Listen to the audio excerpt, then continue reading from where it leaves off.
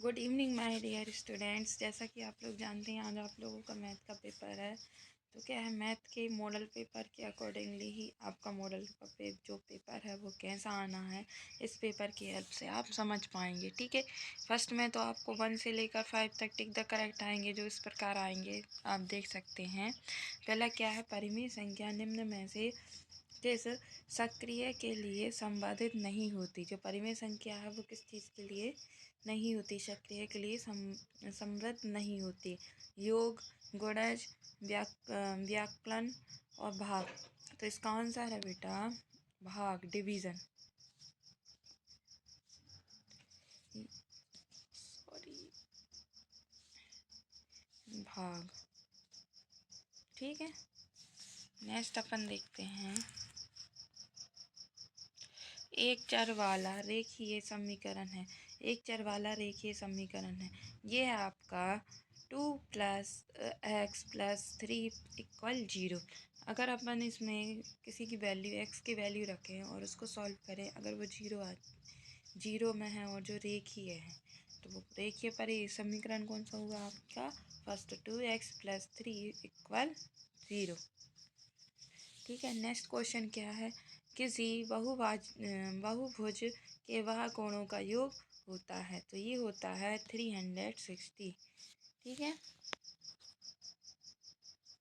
इसके बाद नेक्स्ट क्या है, 2² + 5² का मान क्या होगा। 2² का मान आप निकाल लोगे, 2 का कितना हो जाएगा आपका 4 हो जाएगा, और 5 का 2 का स्क्वायर मतलब 2 रेशो फॉर्म में, मतलब 2 का 2 टाइम मल्टीप्लाई, तो 2 प्लस और 5 का हो जाएगा 25। दोनों को आप ऐड कर दोगे, कितना हो जाएगा 29। इसका आंसर कितना है आपका 29। नेक्स्ट क्वेश्चन है, 10⁻0 का मान होगा।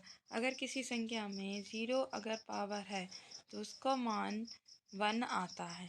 ठीक है, चाहे आप 525 में आप 0 करेंगे, तब भी उसकी जो वैल्यू रहेगी वो भी 1 ही आएगी। ठीक है, इसका आंसर है 1।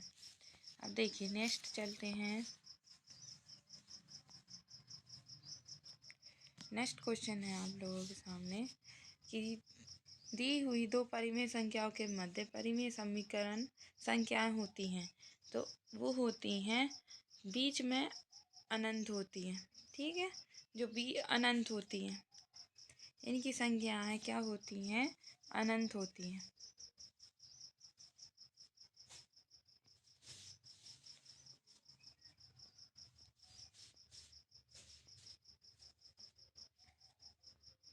फर्स्ट का जाएगा आपका अनंत, इन्फिनिटी।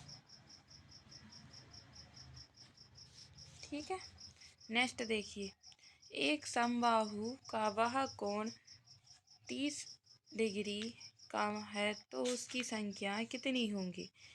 तो उसकी संख्याएं आपकी होंगी, अगर 30 डिग्री का अगर आपका समबाहु कोण, वह कोण है समबाहु कोण का, तो उसकी संख्याएं होंगी 12।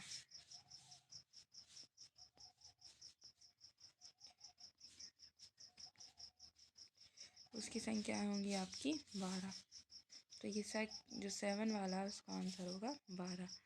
संख्याओं के रूप में एकत्रित संख्याएं कहलाती हैं। संख्याओं के रूप में जो एकत्रित होती हैं उन्हें कौन सी संख्याएं कहते हैं, उन्हें कहते हैं आंकड़े।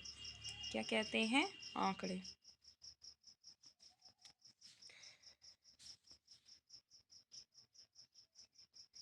आंकड़े।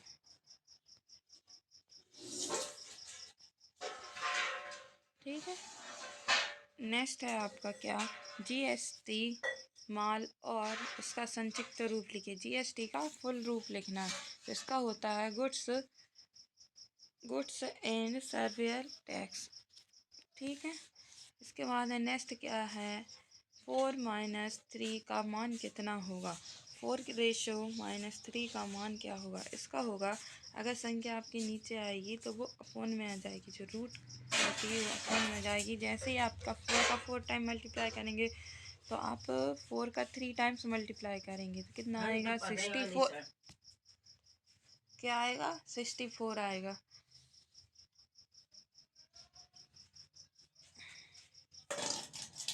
1/64।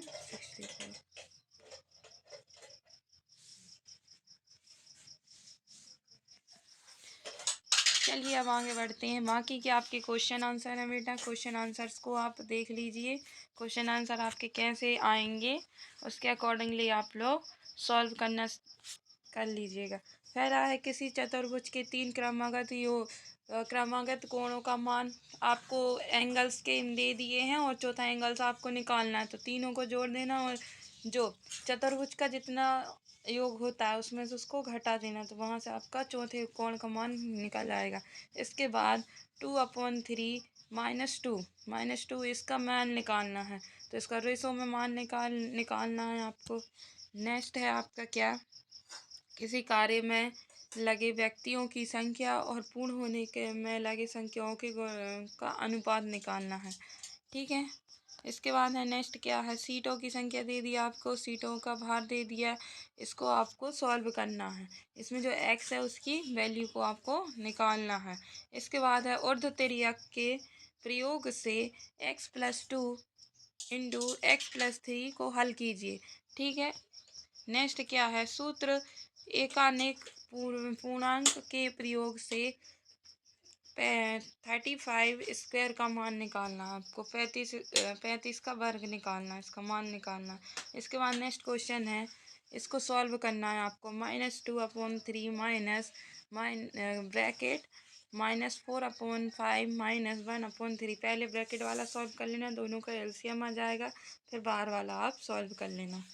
इसके बाद नेक्स्ट है क्या, 18 नंबर का क्वेश्चन, समीकरण m में मान ज्ञात कीजिए। जो m है उसकी वैल्यू निकालना है आपको। ठीक है। इसके बाद नेक्स्ट क्या है, ये 5 प्रायिकता से रिलेटेड क्वेश्चन है आपका।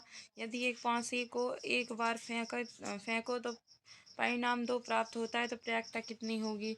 इसके बाद 1764 का वर्गमूल, ये किसका वर्गमूल है, ये आपको निकालना है। यदि किसी घन का एक भुजा का मान 9 सेंटीमीटर है तो उसका घन में आयतन कितना होगा।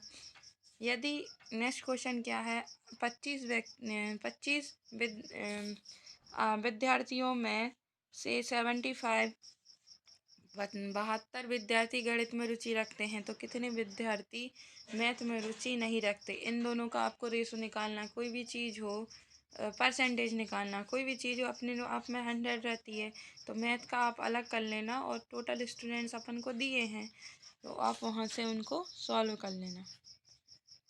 नेक्स्ट क्या है आप लोगों के लिए, 2PQ P+Q में से 3PQ P-Q को घटाइए। इसमें से आप इसको घटाएंगे तो इसको आपको सॉल्व करना है। नेक्स्ट क्वेश्चन क्या है, एक ऐसे घन का आयतन ज्ञात कीजिए जिसका पृष्ठ क्षेत्रफल 600 वर्ग सेंटीमीटर है। ठीक है। नेक्स्ट क्वेश्चन क्या है, 25 वाला, 44 ब्रैकेट x⁴ दी है -5x3 -24 स्क्वायर को 11x(x−8) से कीजिए। इसको सॉल्व करना है आपको, इसमें ठीक है। नेक्स्ट क्या है, तालिका में आंकड़ों का प्रयोग करके एक रेखीय बनाइए और जिनमें भिन्न विषयों में से परिवर्तीय नगरी में हिमपात्र 5 के दिनों की संख्या के अनुसार। ये आपको वर्ष दे दिए और जो मजदूर लगे हैं हिमालय, जिनको मजदूर बोलते हैं और हिमपात बोलते हैं हिंदी में, तो उनकी आपको रेखीय आकार बनाना है, रेखीय आरेख। इसमें आपको टोटल 26 क्वेश्चन देखने को मिलेंगे, क्योंकि आपका बोर्ड का पैटर्न ही यही है कि जो 5th एंड 8th के जो क्वेश्चन पेपर आना है वो 26 के ही आना है।